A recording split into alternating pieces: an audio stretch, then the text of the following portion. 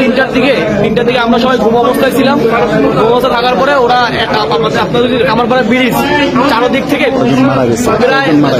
প্রায় 20 থেকে 30,000 লোক আপনার ক্রিয়া সহ আপনার রান্না চাপাতি দাও সহ ওরা আসছে এবং আমাদের প্রায় 100 থেকে 150 লাশ এখানে আছে। এখন ওরা গুম করার জন্য চেষ্টা করতেছে। কত লাশ? 100 থেকে 150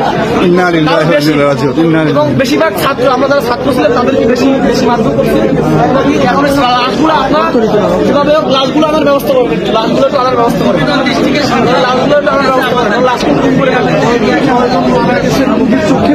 আমার নিজের চোখে আমার সামনে আমি নিয়ে আসি, আমরা নিয়ে আসছি 4 জন নিয়ে আসছি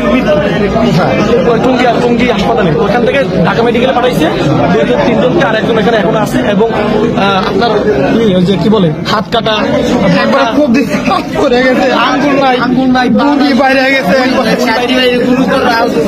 এরকম লোক আছে। আমরা নিজে আমাদের